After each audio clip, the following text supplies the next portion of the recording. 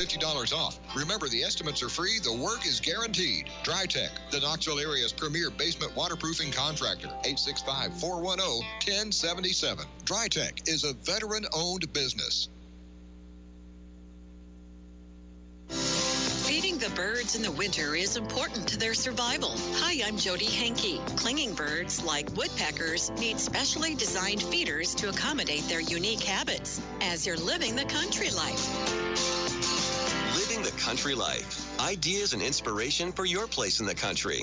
You can find more information on today's topic and from previous shows by visiting us online at livingthecountrylife.com. We'll return to the show after these messages. Commodity Classic is unlike any other experience in agriculture. The things you see here, it's all the newest, latest, greatest. Somebody here is going to take care of you no matter what size farmer you are. So I say a regional farm show is like a high school championship football game. It's very cool. Everybody's excited. This is the Super Bowl. See your future clearly at Commodity Classic in San Antonio, Texas, February 27th through 29th. Discover more at commodityclassic.com. If you're looking for new ideas for what to do around your place in the country, register for the Living the Country Life newsletter. Once a week, you'll receive helpful tips in your inbox on a wide variety of seasonal and timely topics, along with so much more. Living the Country Life is for all those people who love to live in the country. Sign up for your free newsletter today by visiting livingthecountrylife.com.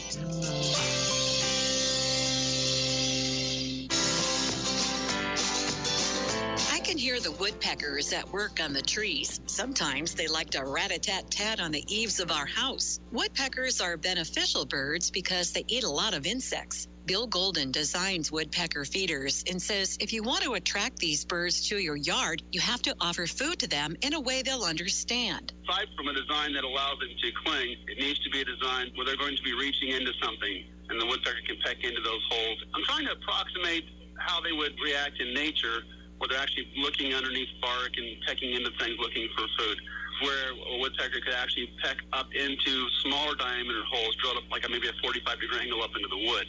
That even more closely simulates nature. Woodpeckers have a unique clinging ability and use their tails to help support them as they move around. Golden says a feeder made from cedar wood is best because it's soft enough for the birds to cling to and weathers the elements well. Stuffing high-quality suet into feeder holes will please any woodpecker. Unfortunately, the pesky starlings like suet too, but you can discourage them by the way you hang the feeder. Woodpeckers can cling on that very easily, walk upside down, and I only go to the horizontal position if I'm having a problem with starlings. I don't have many starlings around right now. It's hanging in its near upright position, which makes it easier on the woodpeckers to access the feeder. The best hanging place is about 30 feet from other feeders, suspended on a wire or cable.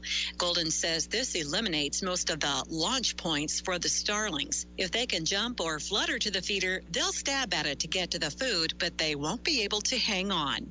Learn more about feeding the woodpeckers at livingthecountrylife.com. I'll see you in the country.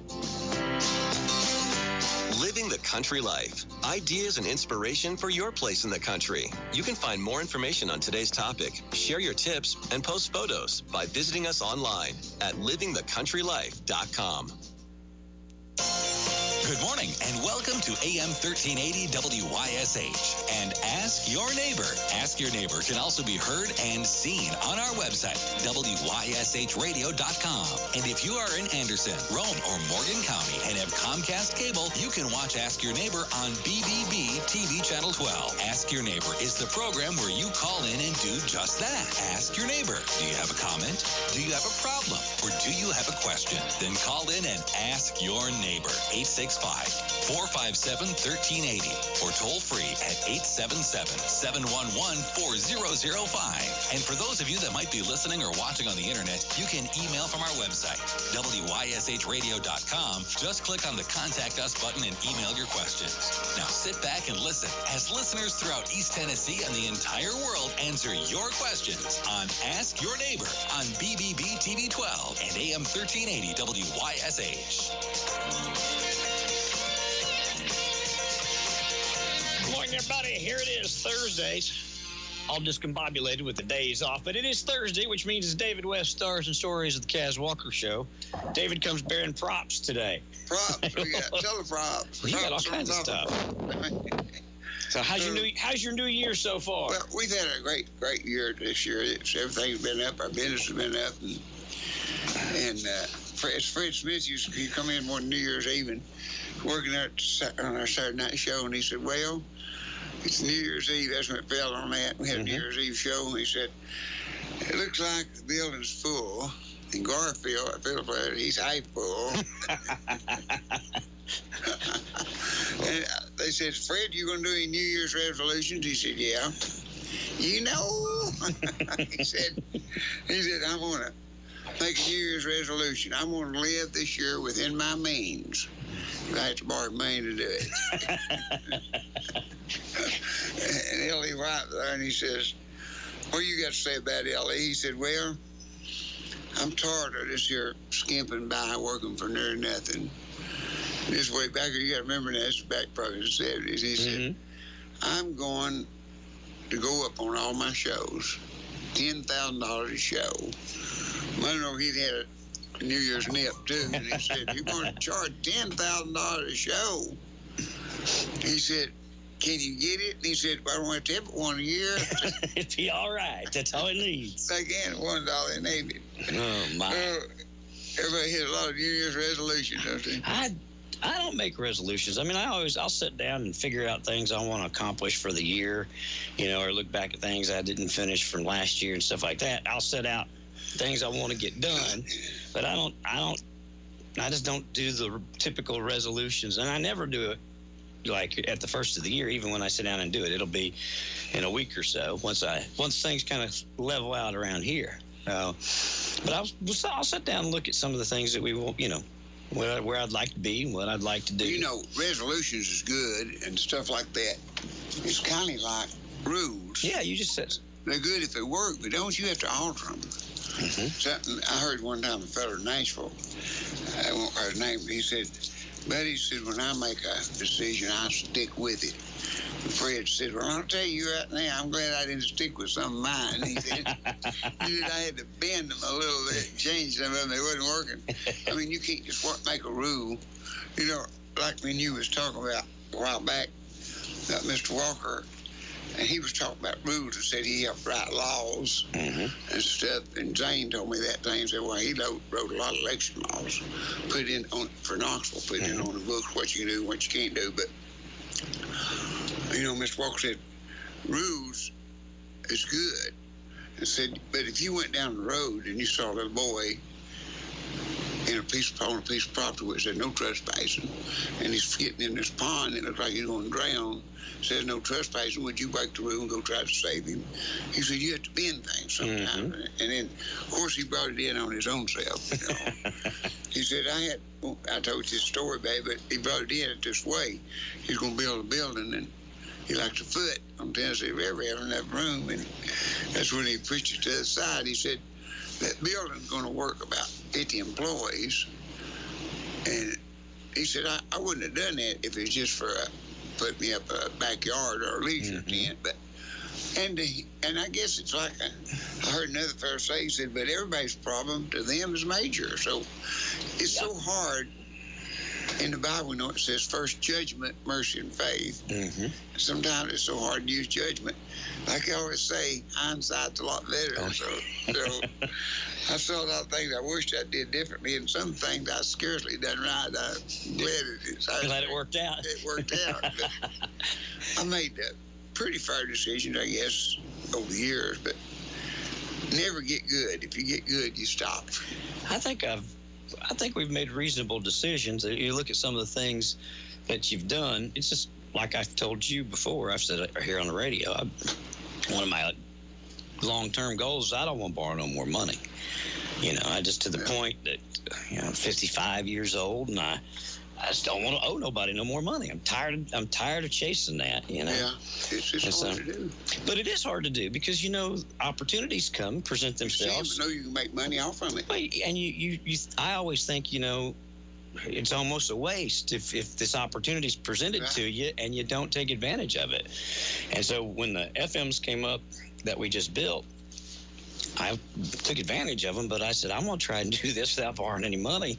That killed me, but we got through it, and got it done. So, yeah, I mean, like that. I saw things I passed up that I wouldn't even have to borrow it, but I could have made $1 million if I just did them. But hindsight. So it's it's up and down. Win some, lose some. That's it. Yeah, you win some, you lose some, and some get rained out. Yeah. But overall, I guess we both done pretty good. We stayed above water. Stayed above water. You see, you think about that. Working when you can work for yourself. Everybody thinks working for yourself's a lot easier. It's not. It's a lot harder, I think, because you don't have anything to lean on. You got to go do it or it don't get done. But at the end of the day, too, when you're working for yourself, you have a little more. I've been partners with several people and stuff. Oh, yeah. Mr. Abson, Mr. Walker, and a lot of people like that. And sometimes I was real scared, even though they were rich. Some of the people was wealthy. Yeah. But I might have known that they probably wasn't going to. I mean, you got two things to worry about. Why do they want me as a partner? Mm-hmm. But, I mean, they know they can do it and they're wealthy. And 90% of it is because they like me. They really wanted me to be a part of their life. I mean, when Mr. Walker walked in my office one day and said, "Won't you go and partner with me on some stuff?" Well, I know he didn't need no money. He wasn't bankrupt by no means. I mean, this is the richest guy around here. And I just sat there and looked at him for a little bit. And I said, I shook my head, okay.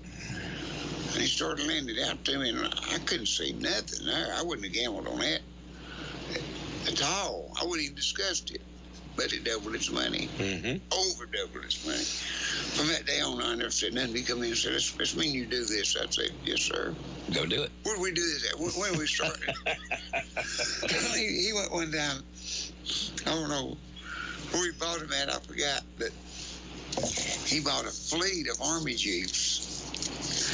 I mean, this man's in grocery business. And I thought, selling Jeeps. Why would you? And it's all from overseas because they had steering wheels on the right inside. And someone he took them and started having them changed over. He knew how they could move it. I guess change it or something. They moved them on the other side anyhow. And because I drove some of them Kentucky and places for him to sell. Back in, he would go with us on our shows. They'd book us on shows and get Mr. Walker to come out. And I remember we drove one to Williamsburg, Kentucky. It was cold, Lord, it's cold, but me and Freddie Moore Kemp's top Jeeps, at the best, they're going to be cold. That's a good day. They're not to keep you warm. They just keep you going. Yeah, keep you taking pneumonia. But I forget how many of them things he sold. He just bounced of it. It just, to me, I couldn't have done it, made me money on it, but he could because Mr. Walker had so much advertisement. Mm-hmm. And he was so hot. When he walked out on television and advertised something, a percentage of people just jumped on it. He could make you want it. Yep. And he could do it. He could do it in a way, and I learned some of that from him. He go out and sell it to you for half price, and if that didn't work, it's buy one, get one free. So he did it that Same way. thing. And both of them would work. Sure. They didn't work for me. I told you about that time I was selling them dip dogs. They had 100 of them. We're going to sell him dip dogs, half price. Well, they bought, I think, a couple hundred maybe. And Karen said, we still got a lot of dip dogs left because it's a big festival. And, we need them. Of course, it's froze. Sure. I mean, we can freeze them and keep reuse them. Yeah. And I said, we're running the last deal on the dip dogs up there. I think I got 150, 200 left. Buy one, get one free. So every other one you get free. Well, they went and bought them at home. That year I sold that guy the ice and ran out of the back of the truck. Yeah. I got on the road. I was thinking of Mr. Walker when I did that, how he turned things around. Uh-huh. How he would say that.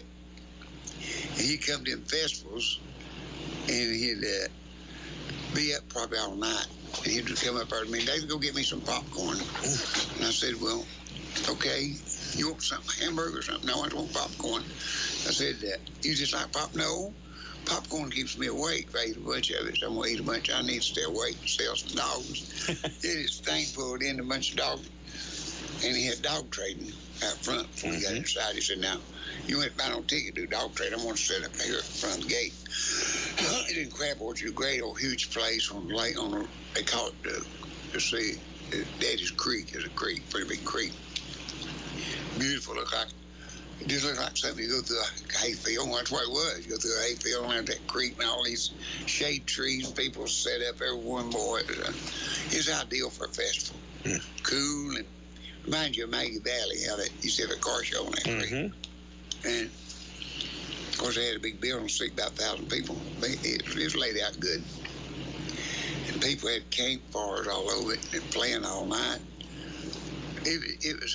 That was a real place. It was, you just never did get it off the ground like you wanted to. But when I did it, that's when we had the crowds. They even brought Nashville people in there. Archie Campbell brought in people like Charlie Walker and Billy Walker and stuff like that. But they had to get tickets out. Them country people would come out and say, I kept them, I don't know, maybe $10 a day or all weekend for $25 or something. I kept the price low. And boy, we had the food. It was a huge place. But you open up the bathrooms on you, like when you walk the bathroom door, it'd been 10 commodes. There was no privacy, just 10 commodes. This guy didn't put it no partition. It's just bare bones. Georgia somewhere, a country guy, and he built a country. So I had showers all in that thing. It was a huge building. Probably going that door, and there'd be 10 commodes for the men and a big old shower room back there. Maybe take 5 people at the same thing, or 10. And he had the same thing in the ladies. The only thing bad he had, of course, it had been bad. Well, I guess he had the water cut off and everything was in the ladies' bathroom. So if anything busted, you had to go in the ladies' bathroom. Cut it off. I remember they hollered saying we rented it. When we rented it, I rented that in.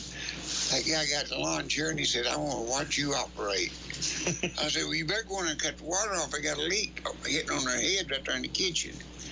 And he said, no, it's yours till Monday. I said, well, I don't even know when that is. He said, I'll tell you when you get back here. I said, go in the ladies' restroom all the way to the back corner, and there's hot water heater and everything. You cut it off. And then, of course, I had D Stout with me, a diesel mechanic. He had one of them trucks. Well, he cut it and fixed it in 5 minutes, but I had going there. Everybody, I went in there that one trip, and there was probably 8 women sitting there using commodes. I said, women, I got to get by you. I ain't got no choice. We got a major problem. And some of them said, David, how you doing? What'd you say yet? Nobody bothered me. That was one of the most different pieces of my life. Oh, yeah. But I knew them. See, a lot of my friends. I just had an inconvenient moment to have a conversation. I should have told some woman where that, I guess, but I didn't know it'd be that bad. I thought they had little doors installed. That's when I found out they didn't have no t-shirt or nothing. That place burnt down. I went down a while back to see it. Where was it? Daddy's Creek Park. It's in the Crab Orchard. Okay. Boy, you know, somebody had, a poor guy probably didn't have a lot of money, and he'd cut poles and lumber and stuff, built out of rough lumber.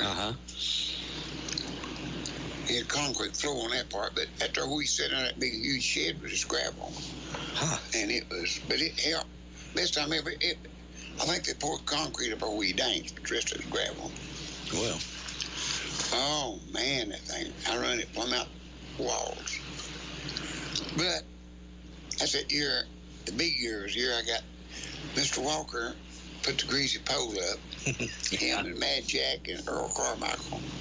I had 3 of a kind there. Oh, boy. I bet. And they always going to show out that I was their best buddy, and they showed me how to do it. See, now, you know, whether I knew it or not, what do you need? What do you think I'll do on this, Mr. Walker? Now, he told me how to do the pole. You get a hickory and skin it, and it's slick as glass anyhow. And grease it. He said, now don't grease it with grease. Go get that old cheap lard and put on it. And son, he hit that stuff. He said that a fly couldn't stand on that. He told the truth. I got me 2 or 3 buckets of old cheap lard, and he said, lard that thing about a week before we take dinner so it'd go in there good. Really? And, you know, I got that pole. I don't know whether they had heard of him or not, but I got from Oak Ridge High School. They found out, they heard me, and they called me and said, would you like to have a greasy pole? And I said, yeah. They said, we just had one in some big thing we've had down here. Uh-huh. I knew that I picked every year for the mayor dinner. It was dinner then. We did a Christmas party for him, and I guess he found out he probably kept in close touch with me. And we went down there, and when we did, why, I hauled it up there on a big old truck. It's a long pole, probably about 20 feet long. And we got it up there, and I started greasing it again. That cheap lard is already greased, but he got really greased like that. I remember they had stuff on that. I don't know what all, furniture, grocery. If you made it to the top, you got a bunch of stuff. Yeah, see, everything had a note. There's a bucket on top with a note. You just won a $50 grocery spree. You won a couch and chair. You won a swing. You won $100 in cash. It's which you got everything up there. Sure. They probably has thousands of dollars worth of stuff in, and the people donate. Just put it. Well, I think Emirates had some stuff in too. I think. Best I remember. Sodaville had a guitar, and some company put a guitar. Sure. You know. Anybody ever get it? No, nobody got it. But we, on the very last day, we pulled it down and started going for tickets and give all that stuff away. I mean, I didn't want it. You didn't want to take it home? Well, no, I just had the notes. Some of it you pick up and go to Furniture Warehouse outlet and pick it up because we didn't have it in there. A lot of stuff was in there.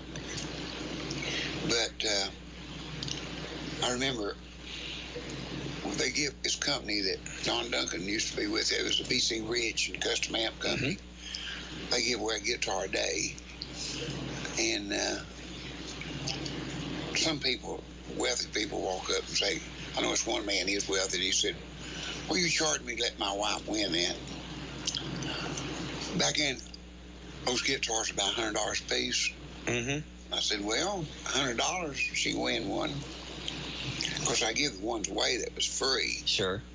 And see, somebody was going backwards and forwards to Sodaville every day. Bringing them back. Yeah, bringing more food and stuff. And I just say, now, we give it away tonight. I'm going to tell them we're going to have a bonus tonight. We're going to give away another one. Of course, we'll give away two instead of one. We give them away at night. And I just get his number on his ticket, and I never take anybody's ticket. I just read his number after I give the other one away. Yeah. I didn't cheat or anything like that. But I really just sold him a guitar. He bought it at the store for $100. Back then, that's a lot during the 70s. Sure. Pretty nice guitar. He bought it at the store for $100. I just let him. It was to his advantage if his wife won it. You know, I guess so. She's ready to climb the wall. She'd scream and get up, shout on them. And so people wonder, they want to win like that. I guess it's exciting to win. I said, I ain't going to give her the first one. She's going to win on the second. Be sure she's setting up there now. Or she'd run and get that guitar. And I had, back then I had a lot of people, and some of them you know, we won't call them names, but they'd hand me $20 and say, talk about me a lot tonight. I want you to promote them. I'll promote them. I didn't talk about them. I'll tell you something I used to promote, and you'd love to see this. And I got thinking about this. I was cleaning out one of my closets and found a whole bag of kazoos. And I'd take them on the shows, find them nothing. We'd sell them $1, $2 a piece. And we'd start selling them. We wouldn't pass them out about the third song. I mean, the song at the end. Yeah. We're going to do something right now. I'm going to get the lady to walk through the audience here. We got these keepsake kazoos. You might have Sodaville on. Might be the advertisement or whatever. And you get them with your name on them. I said, we're going to pass these kazoos out. And back in, it seemed like they cost us 15, 20 cents. We sold them for $1. And I said, $1 a piece. Everybody gets one. Our last song tonight, we're going to get up here, and everybody's going to come up and play. The kazoo band. Yeah, we'll go off kazoos. Buddy, could you imagine 200 kazoos? No. Sound like a bunch of bad hornets in a nest. And I'd go into a place, and I'd think of something to do. to get everybody's attention. Now, in Maynardville, we played that community center about once a month. It's a big thing. It sell out. Okay. That lady, her husband seemed like a judge or something. Put it over. She's I guess she's over. She'd get the sponsors, pay me, and back we had that limousine, and Sheriff Lowe, Earl Lowe was sheriff. Big old guy, looked like John Wayne. You remember him? I do. Sheriff Lowe would come in. He was kind of quiet type, and I said, "Come up here a minute, Sheriff." He'd come up. I get him on stage. So I'm gonna tell you what we're gonna do. We're gonna do a dance right now. And everybody, all you women that wants to dance with Sheriff Lloyd, get on the floor, and there'll be about 50 of them come up. And see, that way I could play a song, all of us take a rest. Or I just get the fiddle player, dude, and I'd step up and help a little bit. Well, I say, now here's a whistle.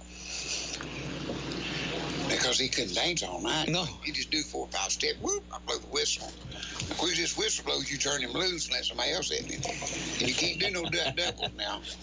We're not going to do no doubles. We won't just be fair to everybody. But we do have one rule. Now, when I blow the whistle, if you want an extended dance, get your money out and hold your hand up. $5, you can go another round. And you know what exciting people give me $5. Well, it was a joke or being part of the show. Yeah. Here.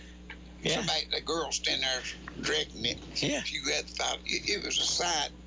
It was a sight to people that would hold their hand up and hand that girl $5. Well, they wanted to be part of it. It was part fun. of the show. They were part of the show, and everywhere I went like that, I tried to hit something that made people a part of it. Sure. That put them in your hand, you know. And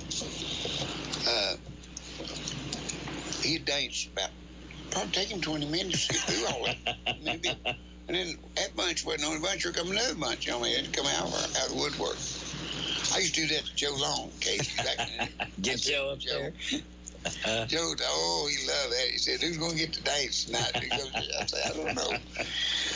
I'd say, "Let's see, for $25. He didn't miss Saturday up till he got ill. For $25, I could choose somebody, you know. That worked too. Yeah. You know, it's a sight. The way you can do things. I know 2 Monday nights a week ago, I was at Wild Wings. How'd that go, by the way? Christmas. It is Christmas Eve. Eve. Yes. We sold out. They didn't think it could be done. I didn't either. But I did a little different. I called Creed and some of the high-uppers, and I said, call Butch Butcher. Call Red Dog. Red Dog is there. Red Dog, Butch. I don't know how many of those people, my old buddies.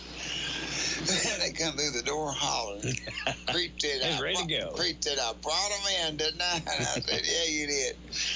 And we were going to pick up one paper, and he had them to hold their hand up, and there's a lot of new people coming for their first time. So I thought we better kick off Rocky Top, which that's the best seller you can get. And we did that, and I got them. I mean, we had one of the best shows. Charlene's son is outside. Really? He's top shelf. He is just a little under Jordan Foster. Really?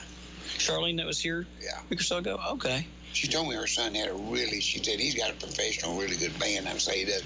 He didn't play electric guitar because I had my voice. And he said, you care if I play harmonica? I said, no. He's a man, he can sing a song. He could have done 20 minutes by himself and it'd been good. That's his thing. But we went so hard and fast. Creed said, David Earl, this is the best show I've ever heard in my life, bar everybody. So it was a great show. And I think they must come see us because when we quit, they leave. Vacated. Everybody left, but the people sitting at the bar drinking. Yeah. So I guess that. Karen made mention of that. She said, they must come see you all because, but did they eat? That's the idea. They couldn't kitchen. They said they couldn't keep up. They went away. Hey, people, they told me, said, other bands come in here. Most of the thing they do is sit over and drink a little. Lord, we don't sell food. Y'all sell more food than anybody I ever saw in my life. Because, see, a lot of people don't drink. It bothers me. Yeah, I know. They go there to eat. Go there to eat and be entertained. Yeah. Boy, it was good. I put him on twice to her son, and so he's a good singer. And he's a good singer. He's a showman too. I mean, he knows how to walk out and you introduce him. He knows how to start talking to the people and get their attention and play a harmonica. And he watches everything. And I want him to extend it because they're just tearing the house down for him. And he knows where to go. He knows exactly how to. He's a professional. Well, good. Of course, he ought to be. His mom. I was going to say he's raised up in it. I can only tell you about her. But if you could ever went to Hot Regency or Riga's and heard her, she put on a show, man. Use it. If you'd walked in somewhere other, you'd been up there.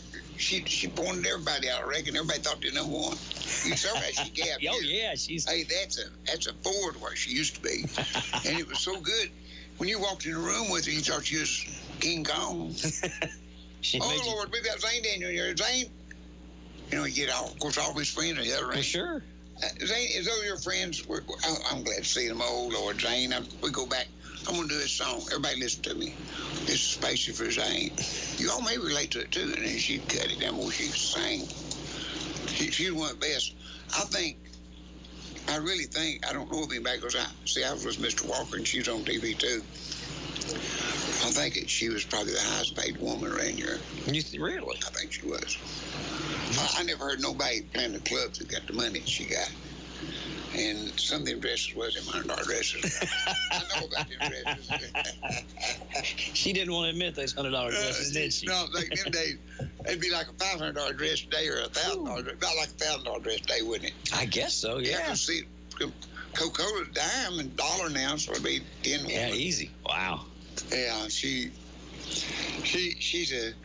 a sweetie, but she knows how to handle herself. So she knew how to if you hit a curve she don't want, she's going to bounce you off from it. She made the dress. She'd make the dress. And she was a one-person show, wasn't she? She just her on the piano, right? She was.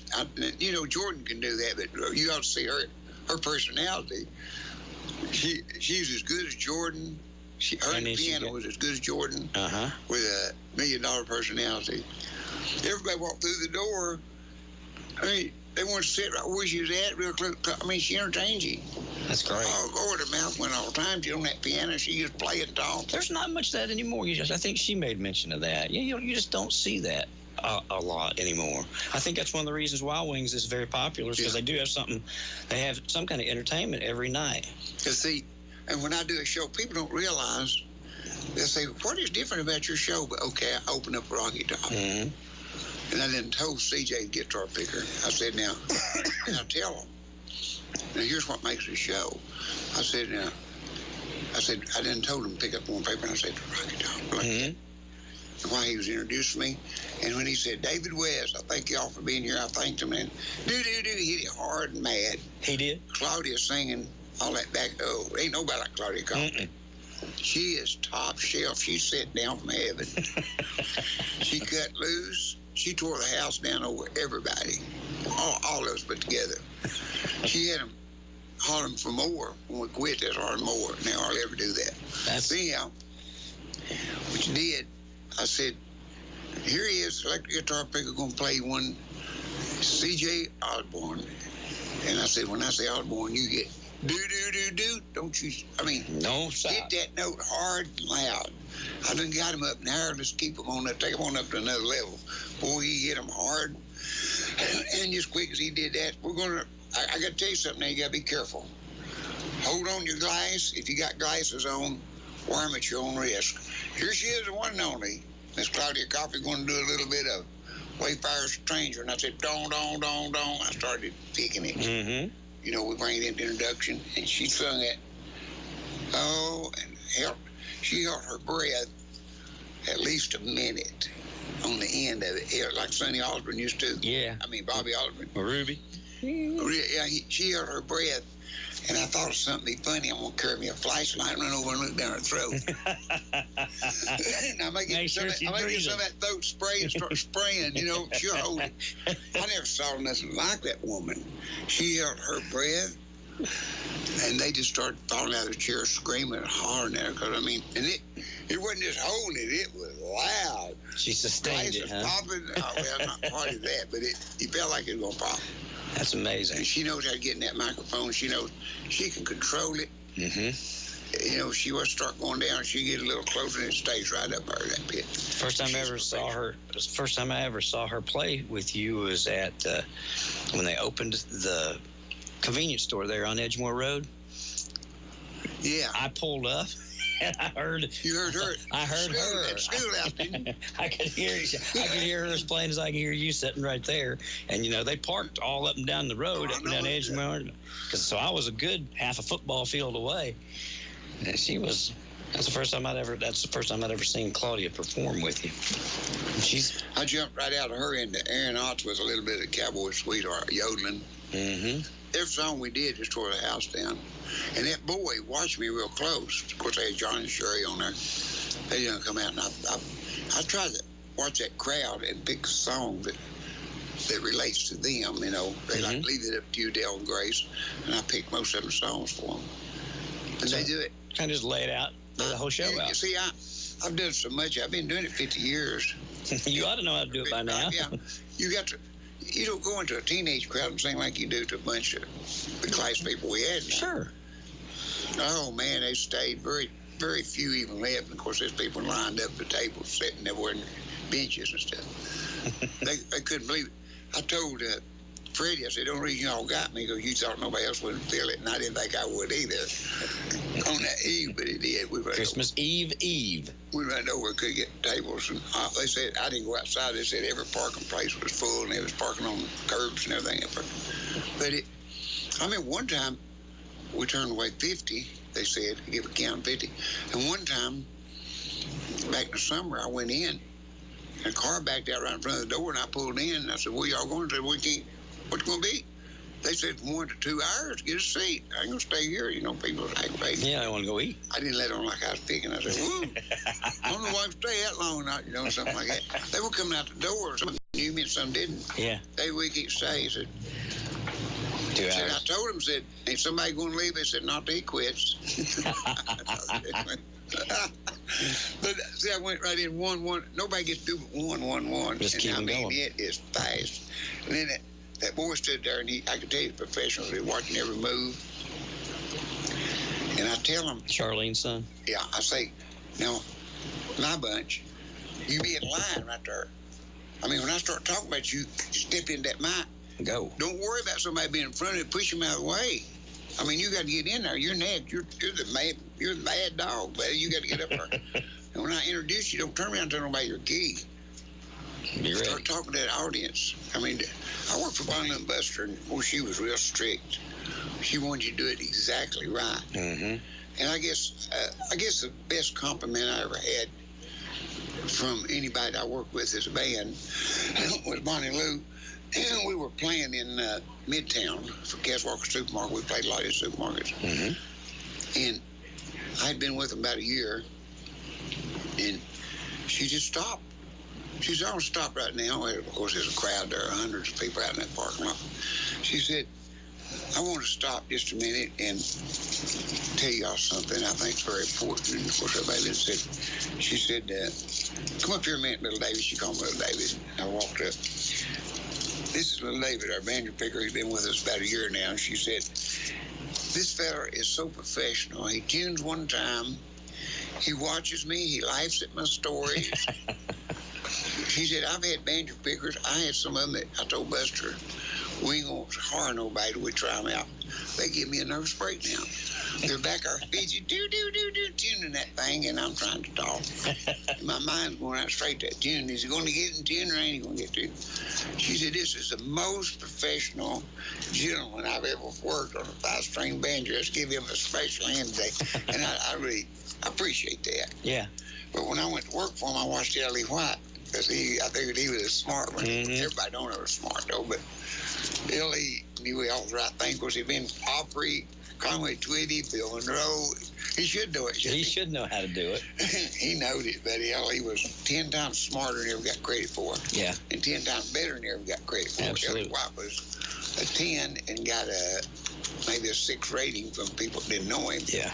But she said all that, and it made me feel good, because I learned that at an early age. You're supposed to stand there and look at the audience. You're entertaining the audience. When you turn your back and start talking to the band, they're seeing your butt. Yeah. That's not what they paid to see. That's not your favorite end for them to look at. And I try to tell people that if you watch, I watch a lot of those Grand Ole Opry shows too. Yeah. Boy, when they're in that guy's just excited as it's like his first time. Mm-hmm. See, people are going to be as excited as you are. Absolutely. They follow you. It's just like the leading duck or the leading cow or the leading horse. I remember we played a show up in Kentucky one time. Our band did for MTV. It was a big deal. MTV show. It was a big deal for us, and so when I got to introduce the band, that wasn't a sneeze. No, that was a big thing I'd up like there. to play that myself. I'd like to play one of them MTV. One of those. It was up in the Coliseum up there. It wasn't Rupp Arena, but it was a big place. Anyway, when I got up, brought the band on, I was already excited, and so I was really excited when I introduced them. And when they finished, they said, "Why don't you introduce us like that every time?" I said, "I don't know. I'll start." Yeah, the excitement. But the more excited I was. MTV was big. Oh yeah. You know what? It was so big. Martin made about 3 or 4 years of MTV guitars. That was big. That night, the guys, it was pretty new. It was brand new coming here into the South when we did that. And I remember they gave me, and I've still got it to this day, they gave me one of those satin MTV jackets. I mean, that was, I don't know what it was worth, but it was worth its weight in gold back then because it was such a popular network with youngsters, with kids. But yeah, I'll always remember that because I always introduced the band and I was always, pretty excited about doing it. But yeah, a lot of people don't know how big MTV was, but it was a big thing. It was huge. It was an honor to get to do it. Well, the band that they had hired to do this show, the drummer got so drunk the night before that he fell off the bus and broke both his arms.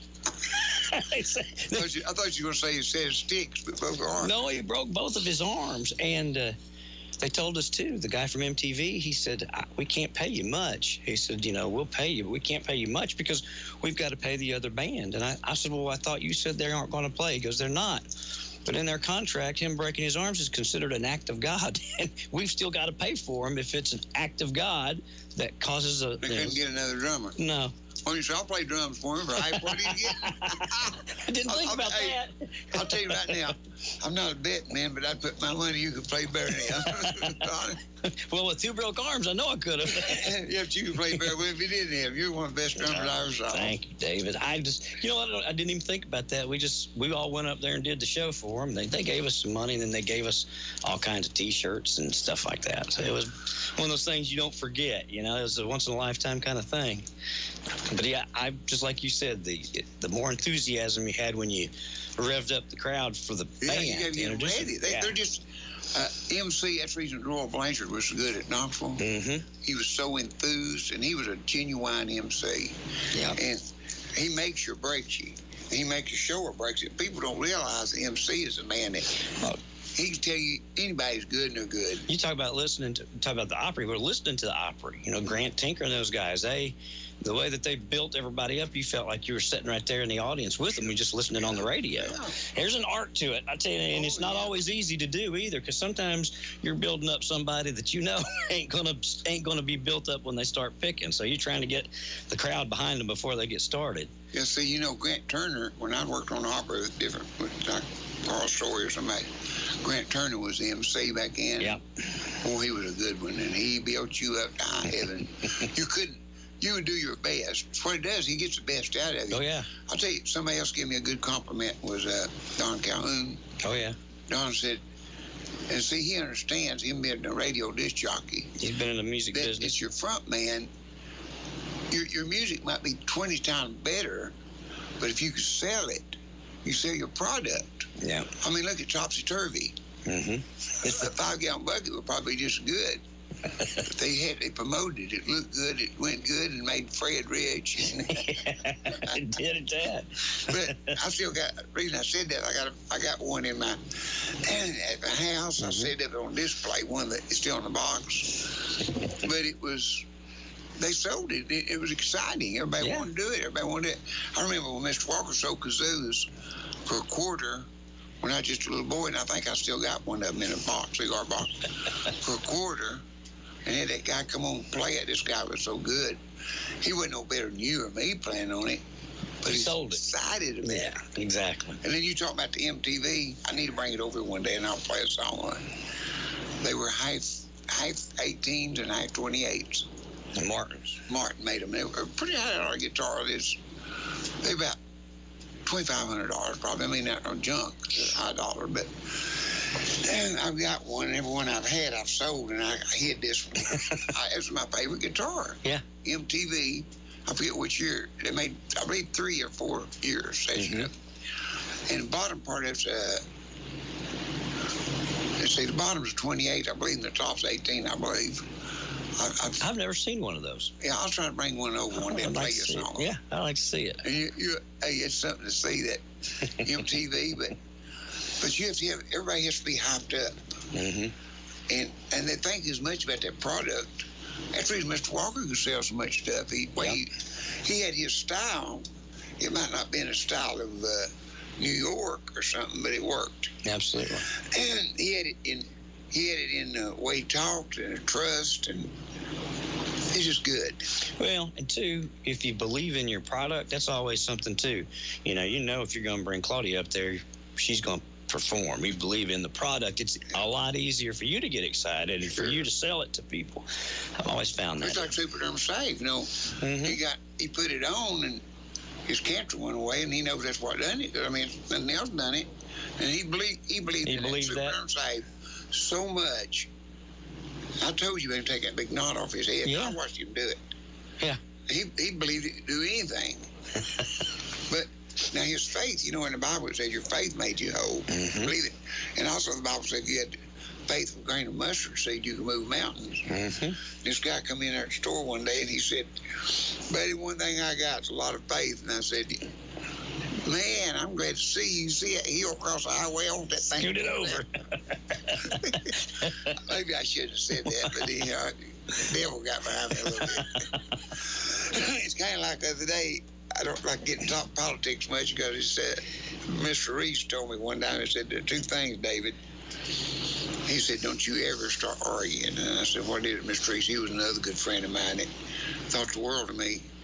And I've got his safe. I'm using it right now at the Pay's office. He was just, when he first saw me, he let me have a truck. I don't know what all he said. "I want you to take all this stuff and start in the mining business and pay me down the road when you start making money." He said, "No, I'm not sending it to you on credit. You just take it. If you don't buy it, bring it back and you get through with it." That's what he thought of me. But he told me, he said, now, and he didn't talk real plain. It's about like Creed, a little worse than Creed, I guess he said. "Now, they want to tell you something." He talked real fast. He said, "They want to tell you something. There are 2 things in this wife you don't do." I said, "What is it, Mr. Reese?" 2 things you don't argue is religion and politics. He said, "I'm going to tell you why. Religion wasn't made to argue about, and politics ain't worth it." So I always did that. But I did hear something the other day. I just walked by the TV, and this guy was, I don't know who he was. He was talking about all this new stuff. You know, one time it's climate control. Yeah. Before that, it was ozones. See, that's good political platforms, which they can't do nothing about, and it means nothing to nobody. Yeah, I mean, if you stood on your head and gargled peanut butter, you're not going to change the wind. Nope. I just had a great big pine tree down the lake lot I got because your body fell over. It was of all the ones that could fail, that one was the right one, right into a field that don't tire nothing up, you know. Some of the rest of them might have got the cabin or something. But if I'd have called everybody in Washington and told them we was in a windstorm, they couldn't have done nothing about it this year, next year, any year. Or back when Noah was on the ark. Why didn't they do something about that? If they want to do climate, why didn't they change it under Noah? And I heard this guy say it. He said, it's a political thing that you're running on, but God controls it, and you ain't never going to do nothing with it. How many people, ever because it's snow, they think they're going to slow it? They ain't going to do nothing with it. They could say no snow. I saw snow when they said it wasn't going to snow, the biggest you ever saw. Well, that one in 93, nobody called for. March of 1993, nobody said it wasn't in the forecast or nothing. Even Margie, when she said it would sometimes, it didn't. Okay? But people, see, you can get off track and get in the wrong pew sometimes. And when you're going to do climate change, you're going to stop What did they do to the ozone? Oh, they're making pasteboard straws now. Pasteboard straws? What about plastic water bottles? A water bottle make 100 straws or 1,000 straws. Yeah. I know some Wild Wings are done serving pasteboard straws. The paper kind of. Yeah. And Karen said this little girl had to get 5 of them because every time she bends it down to get her milk out, a little kid, about 4-year-old, they'd bring her another and she'd break it every time she turned it down. Now I heard them talking about that. It's going to make paper straw. It's going to help the environmental. Okay. I mean, who on earth? What about filters on cigarettes? What about water bottles? What about anything? There ain't nobody going to charge it. An old man taught me about that years ago. He said, David, everything you got on, see, eat, look at, comes out of the ground. Yeah. Now, we don't have no landfill to hold it, but put it back in the ground. And there's a guy above it recycles it. He said, that's when they're saying, don't put no oil on the ground. Don't drop that oil on the ground. That's where we might. Drop the oil on the ground. They started building under Eisenhower a highway from California to North Carolina. What do you think that black stuff is? It's look oil. at the percentage of oil up. I mean, if you really, it's okay to do this stuff as comedy, but don't get serious about it. Yeah. Ain't nobody, the good Lord said in the Bible, he got the wind in his fist. Mm-hmm. I go up and prize him loose. You can't. And I did hear this guy saying that. He said, you ain't going to change the weather. I mean, I ain't never saw nobody change the wind or the rain.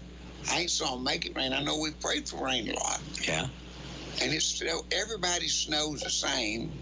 The only difference, you might have got more than I did. Mm-hmm. Yours might have been a little deeper. And it's been that way ever since the world that we can read our history books. Yep. And we even, in fact, if you want to know the truth, if you read your history book, back in the older days, in the 1800s, they even had worse snows than we've got now. Yeah. Some things were even worse than it is right now. I think it's secular. You know what I mean? And we're not in charge of that. Nope. Everybody wants to trying to do something they can't do. I learned that from the circus. The man he probably weighed 450 pounds, and he took a liking to me. We had Jim Burr, which is Connie's uncle, and we had a band. We called ourselves the Foggy River Boys. Okay. Back in the 60s. 68, somewhere in there, 7 or 8, in the early 60s, or late 60s. And we traveled for him, and he just picked me out. I was just a young boy then. And he said, come over and sit and talk to me. He had him a big chair out. When he went to a circus, he had a trailer he pulled in. They pulled a trailer in, and he lived in it. And his son helped him run it. His son was a real neat-looking guy. He was like a movie star, but this guy, big, fat, full feather, just drank buttermilk and let himself go again. And he sat in one of them big old easy chairs, like a lawn chair type thing. Uh-huh. He'd want me and I didn't pick a whole lot, we just played a few little shows, but maybe we're going to do one and later on do one. Mm-hmm. Until David come over and sit and talk to me, and he started telling me stuff. And I thought of him, last Monday nights a week ago, he wouldn't work in December. I said, we're going to be off in December. Yeah, you don't fight Santa Claus. That was his word. Never fight Santa Claus. December is Santa Claus's month, so just stay home. But that's the reason I thought we wouldn't pack a house up. But he said, I want to show you something. You know what's wrong with the circuses? He said, the guy that owns it wants to be the star and get up there and try to walk the tightrope. And he said, you see them people up there? Every one of them come down here and wants to tell me how to do this circus. If they know so much about it, why ain't they sitting down here and I'm up on the road? Makes a lot of sense. It does make a lot of sense. Makes a lot of sense. Yeah. He said, I got sense enough to know I can't walk the tightrope, but they ain't got sense enough to know they can't manage this. I make money. Mm-hmm. They're working for me, ain't they? And then he'd sit there and lecture me. He needs somebody to talk business to. And he picked the right one because I absorbed everything he said. I did it as a kid. As a kid, I absorbed everything somebody said. I was just fascinated all my life about elderly people that knew how to do something. Mm-hmm. I just looked up to them. I drive by over at Waggles at Edgemore at the red light. And I remember that guy. I've got his scales. I think that old house is still there. It's right below the parking lot. Mr. Lucas Swanner. I'm sorry, Swanner. I got Mr. Swanner, and he was the one I told you about selling that corn and sticking all that money in his pockets. Great big old teeth looked like the big old grains of corn. And he was so sweet. And I was just a little boy tagging along with my daddy and him. Oh, I was looking at that and I thought, man, I like to stick dollar bills. Well, he was back in his quarters and cents and dollars. I said, man, this guy knows how to do it, don't he? I looked up to him, and he had scales that weighed corn and stuff on. So he got up in the 60s. I got maybe the 70s. Me and my daddy went over and I said, Daddy, that guy, he's quit farming and stuff now. I want you to sell me his scales. And he said, yeah, on one condition. If I ever ask for them back, you'll let me have them back. I said, okay. I paid him $10 for them. A lot of money. A lot of money back in. Yeah. And I still got them in my barn. And I think of him often when I look at them. Normally, everything that I bought from somebody, it meant something. I kept every bit of it. I got his ties and stuff at people. I was looking the other day in one of my rooms. I've got, and I showed him to Jake before he died. I got a big jar. I got one of Mr. Butcher's cigars, and I got Jake give me a milk glass, expensive cigars, bottle, jar of them, all brand new. I've got stuff like that. Everywhere I went, somebody, they'd see I liked it and appreciate it, and they'd give me some of it, something to put up on them. But I learned when I drive through by Weigels, and I look over, I always think about that guy and how smart he was and how much I learned from him. See, that's what it is. You can go get all kinds of paper education, which is great. You need it. I advise everybody to do it. I basically get all the education you're going to use. And it don't hurt to have a little extra. But because you need to know the ifs and ands and what could be, maybe, and perhaps. Sure. But the main thing is try to stay in your tree. And when we start talking about ozones and environmental, now I know we need to do stuff about it, but don't make the American people think you're going to change the weather. You're going to stop it from snowing. You know how bad it went under some of the previous administrations about ozone and stuff, and they don't hear about it. Nope. I remember. Got these trucks goes around and gets oil, and I don't think you should put oil everywhere. No. I don't think it's going to, if the old farmer wants to put it on his honeysuckles, I don't think it's going to hurt it.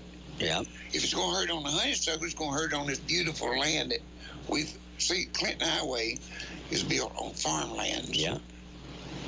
It's built on a lot of things. It's all asphalt running all up through there. Asphalt. when Al Gore, and I voted for him, so, he's my, whatever he was, senator. He's my senator. But I voted for him. I liked him, still do. But he's so, my sister calls it unlearned. When he's so unlearned that he thinks filling a little bit of oil on the ground somewhere, and he don't think about a blacktop highway for 3,000 miles. That's not counting the little branch roads. I looked at it and I said, where's he coming from? And it's good, and this is good, and I think the world of Joel Osteen. I love to hear him. And I tell preachers, they say, well, he don't preach too much of the word. I said, yeah, but he's got 100,000 people off the street sitting there, and they're going to break in my car.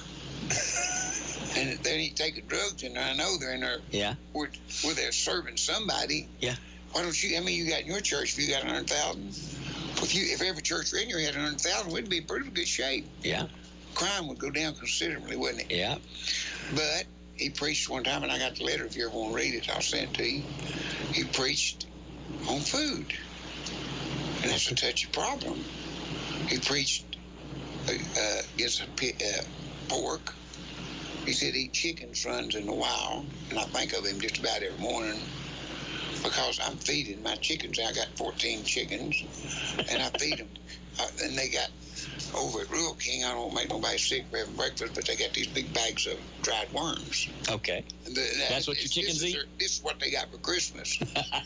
I got them a $24 bag of worms, and I'm feeding them so many. You bought your chickens. Oh, they love me. They get out now and stand and wait on their worms. But he preached, and see, my daddy taught me a lot about animals. But he was preaching against, he said, a hog will eat its babies. It will. Mm-hmm. And he said that they're nasty, they dead carcasses, and they will. They'll eat just about anything you throw in there, except cucumber. They won't eat that. But I didn't say one would. But anyhow, when you do that, he was talking about chickens running wild, how clean it was. and my daddy said, my daddy wouldn't eat chicken. I don't know why he didn't like it or he thought it was dirty. Mm-hmm. He said a chicken is the most nastiest animal on the face of the earth. And I said, this? He said, yeah, I know. He didn't know about Osteen then, but he said a hog, anything that can eat anything, the chicken will eat its stew. And it will. I've watched them do it a lot of times. And he said the chicken will eat, they call it skippers or maggots, whatever you want to call them. They'll eat them. They eat anything just about you throw down a chicken will peck in it. And Daddy would always mother cook chickens, and Daddy'd eat the liver. That's all he'd eat about chicken. And I guess he just didn't like chicken. I don't know. I never did ask him. But I'd eat the pulley bone, and Mama, if I ate, she likes the dark meat. She likes the... But anyhow, Osteen was talking about all this, and I thought, he's such a good preacher, such a good guy. What if he even understands what he's even saying? You don't tell people what food to eat. There are a few things in life I don't need my nose in your business, and you don't need your nose. Although, when you go to the doctor, and I won't cover all the bases, if I was a diabetic, the doctor's going to tell me not to eat candy and sweets. Sure. I mean, that's harmful to your health of the condition you're in. Sure. Now, thank God for every time I go, my sugar is always down 90 or below, way down there. Okay. And I eat too much sweets. I know that. I'm trying to cut them down a little bit. But it messes up my belly worse than it does my sugar, I get. But anyhow, everybody can't, the same medicine will work on you. See, there's some medicines I can't take. There's some you can't take, some my Sister Faye can't take. And people need to learn that we're different in certain ways. And some people like things. I don't like milk. I'm not against milk. I don't like beer. I'm not against beer. Sure. I don't like smoking. I ain't never smoked a cigarette. But I'm not going to criticize you for doing it. I just don't want you to blow it in my face. Sure. Help it. But, see, when you get off track, a preacher get a pulpit and start telling you what to eat. It's kind of like the woman's up there and she's hollering amen for everything. It's my preacher said he was doing it. He was up preaching on there, amen, amen. Everything he says, amen. And directly, he slipped and started preaching on snuff, and she got real calm. He looked over and said, Sister, you didn't amen me here in the last 5 minutes. She said, yeah, you quit preaching, started meddling. So I wrote Osteen a nice letter and told him about chickens and stuff. He was talking about that was the cleanest stuff to eat, and it wasn't. It was the dirtiest. Mm-hmm. He never did answer me back, but I made sure he got it. I faxed it to him. I emailed it to him. I registered it and sent it to him, because when I go to do something, I want it done. Mm-hmm. I still got the letter, and I sent it all to him, but I never heard another food subject preached to me. It's like the woman, like the guy that his wife went on a diet. Mm-hmm. Him and his wife, he said, my woman's lost 60 pounds. Stand up, honey. And everybody gave her a big hand. She stood up. She lost 60 pounds. At the church, this little lady walked up and said, Preacher, I don't know about you, but there are 2 things you don't discuss about a woman. Is her age and her weight. If you was my husband, I'd put poison in your drink. He looked at her just a second and said, yeah, if you was my wife, I'd drink it. So, you know, the things that you can't meddle with, Ron, as well. Well, Paul said it's not what goes into the body that makes us, it's what comes out. It's what our actions. So there's some things in politics, they jump on a track and try to make you believe that that's what they're going to change. They got a lot of people right now think they're going to change the ozone, they're going to change the weather. It's kind of like a fellow by the name of Jones, George Jones, something Jones, it was young Clinton. His son, I believe, was a dentist. Edward Jones is his daddy. Okay. And he said that this fellow told me he's his friend, and I knew of him, and he said, I know all about the weather. My wife can tell you the day before it rained, I can tell you the day after, so we got covered. So ain't nobody ever stopped nothing about the weather, and they ain't going to. No. There's some things belongs to God. In fact, we all do if we can wake up and see that. Mm-hmm. But some things he's not going to give us control of because we'd mess it up. I want to tell you something.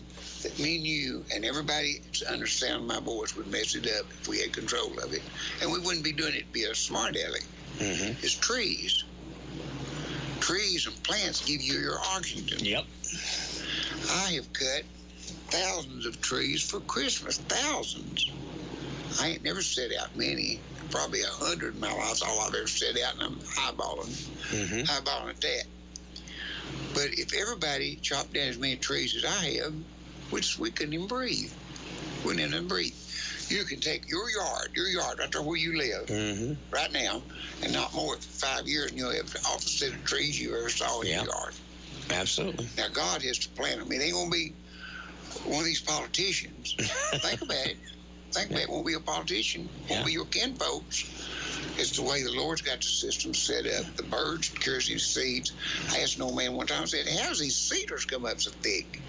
He said, the birds eat these little seeds, and then when they use the bathroom, that distributes them. The Lord's got it all set up.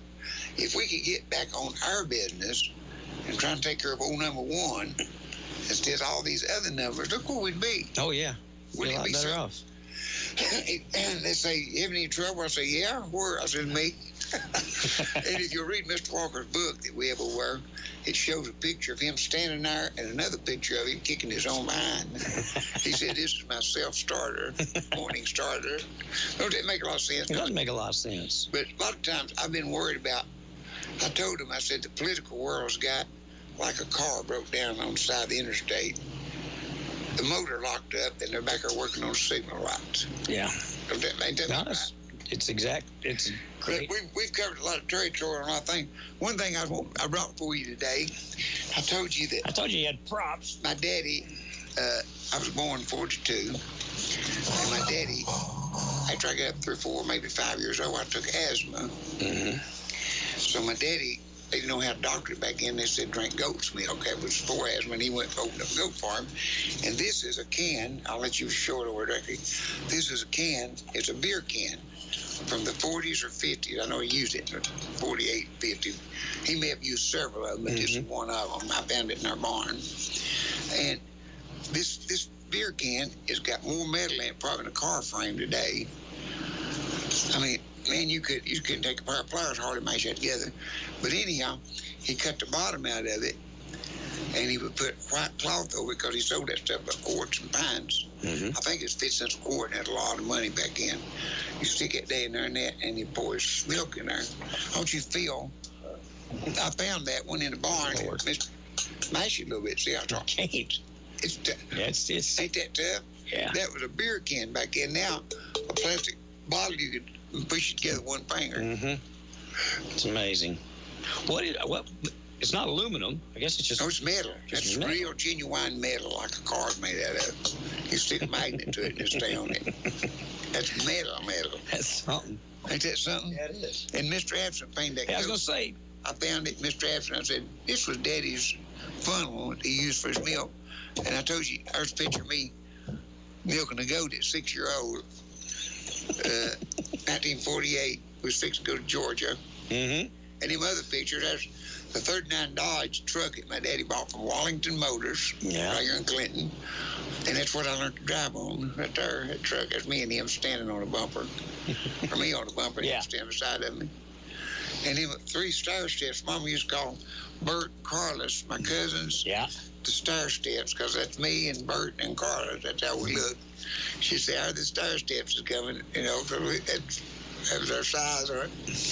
I thought you'd get a kick out of that. Yeah. I was told about milking that goat and going to Georgia and stuff, and I thought you'd like it. 90% of this stuff, I tell you, I've got it backed up over the side of it. Come see it. And I'd be happy to show anybody who wants to see it. Just come over and I don't know, that was my nature. I just always loved everyday life and the history and what went on. And I can tell you, preachers down through the years, the first sermon I ever heard them preach. Really? Yeah, I can remember it just like it was yesterday. Billy Wade, I went to his church. Billy Wade Moore, he's got this church up here on North Freeway. And I told him, I said, I can tell you the first service I ever heard you preach. And he preached about lying.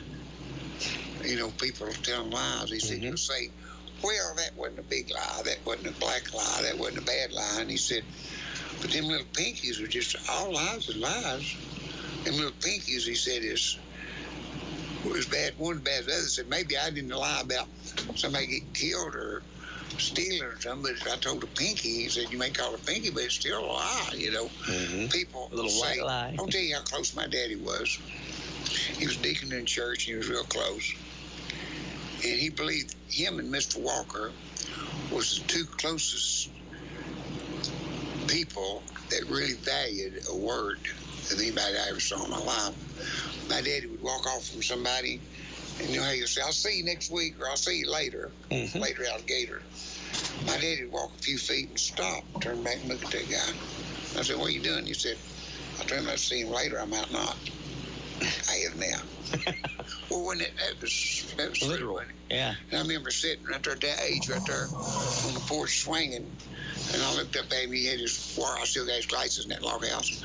He had his Bible, a newspaper. He was reading newspaper and had them wore glasses on.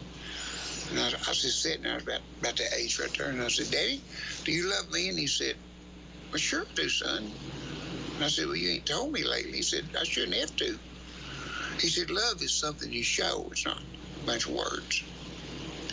He said, showing you I love you is worth a lot more than me telling you I love you.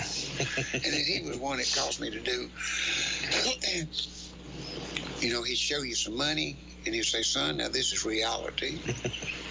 But that comes out of your mouth is hilarity. He says, but reality is what counts.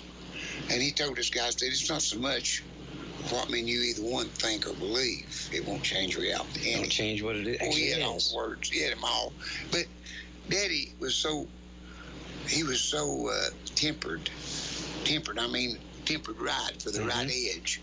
When he said it, it was so soft and sweet and nice, and I never heard him ever say a cuss word. I never saw him mad but once, and he just always would lay it out, and he wasn't doing it to make fun of you or something. He'd just try to explain it to you. Sure.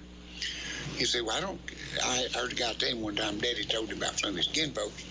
He said, I don't believe that. And Daddy said, well, I don't guess it makes a whole lot of difference what you either one believe. It won't change reality, will it? Smile.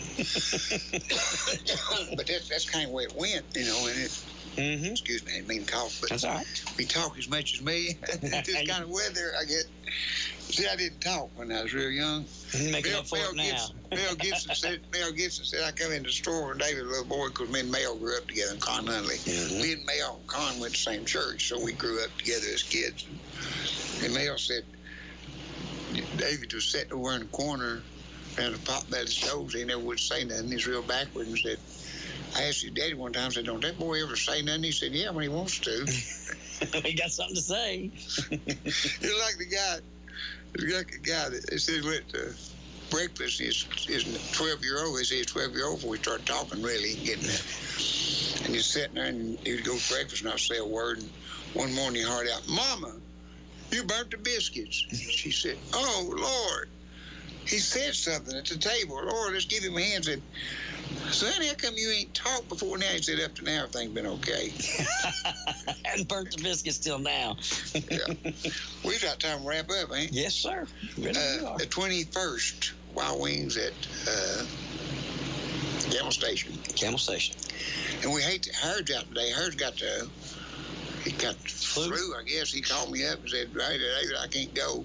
Do the show for him today, and all of Earl Cox's friends and stuff. We've lost Earl, of course. Yeah. Passed away. And then I'll tell you, we was talking about working for the mayor there in Oak Ridge. Kenny James and Ken Bonham and Ray Rose and Marshall Randy and Luke and myself did the last, I believe it was the last Christmas thing they had. They used to have a big thing here for Christmas. Yeah. And they give away hundreds and $1,000s worth of toys. I don't know how come it stopped, but maybe they changed mayors or something. I don't know. But this mayor worked us, and he'd always have a sponsor. He'd give us a savings bond or pay us, and it was really good.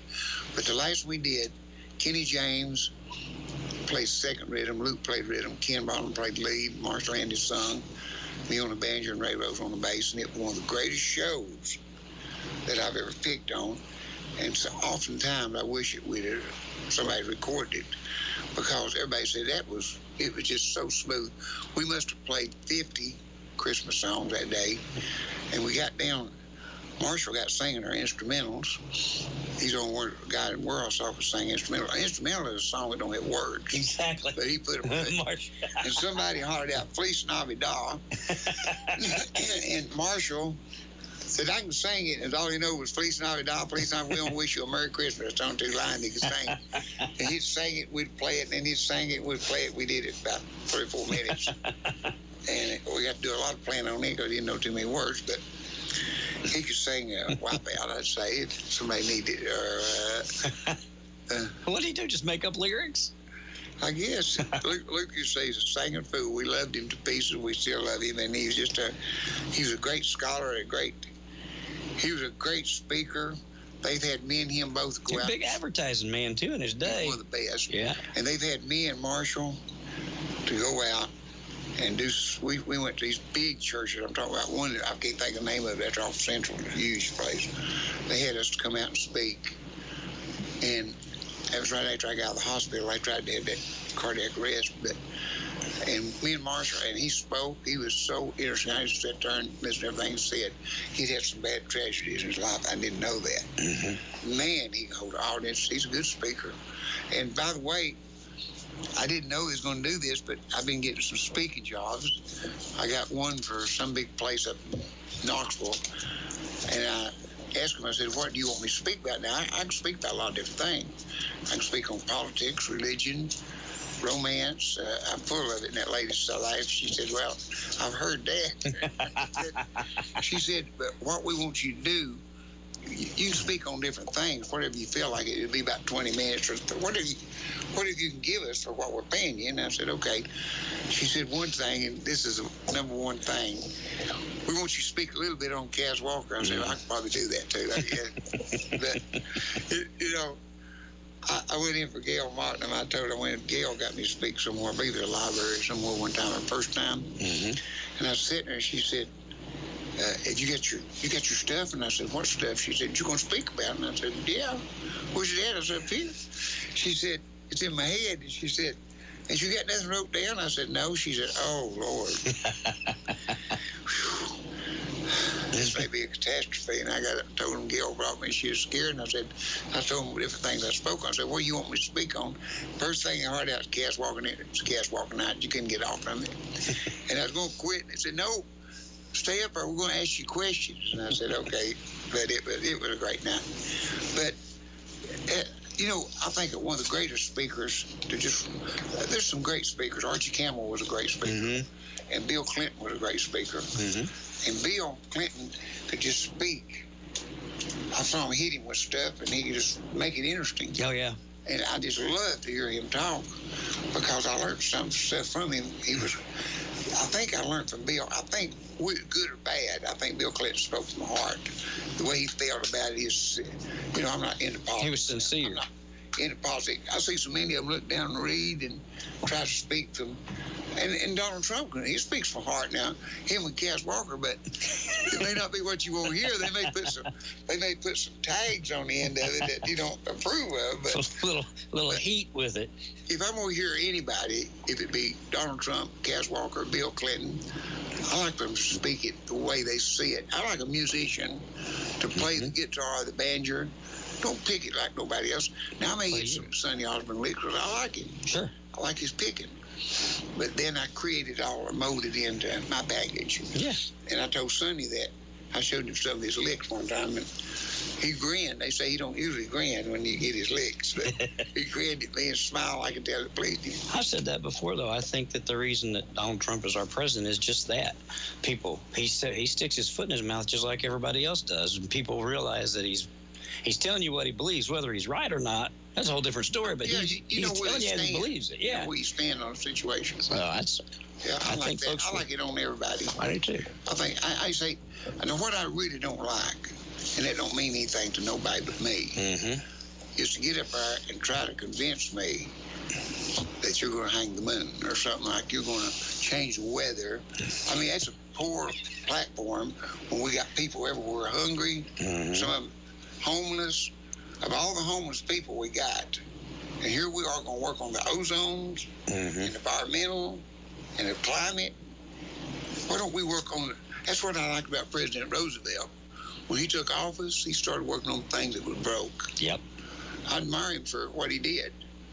I mean, he built the CC camps. Yep. One of my best friends was in one. The guy that I told you born in the 1800s, Yep. Sam, oh man, I got his picture. You don't see his pipe, you don't see his guitar, you don't see his picture, see his wife's picture, all this. I've got this inside of me. If you don't believe me and you won't come look at it, and I'd be happy to show it to you. The big ice cream cone that turned over here, I got all that stuff. Some people come to see it over Christmas, and I showed them, they just said, this is the most interesting day we've ever had. But, see, things that you can't do and you can't help, you don't need to be trying to take that on. When President Roosevelt came in, there's people homeless. Yep. So he built, called it CC camps. You could sleep there and you could eat there, and somebody needs somebody to work, you pull in there and they'd hire 2 or 3 or 4, give people jobs. Sure. And this man explained it to me how it worked. And you didn't have to go in there and give him your ID and your right name. His real name was Sam Biddle, and he went to Sam Jones. He told me his name's Sam Jones, and they didn't question me. Okay, what's your name? Sam Jones. That's good enough for us. Come on in. Here's your bed, and you eat it. Here's the times we eat, 3 times a day. That's all you had to do. Yep. He said, and look here, you could leave this one and go to Georgia and go in theirs. They didn't say, where'd you come from? They just said, here, sign you a bed, and you walk in Sam Jones, and you go in down there, so broke holy, or whoever you want to be. I mean, it was to get you off the street. Sure. To keep you from starving to death. And that's with the homeless.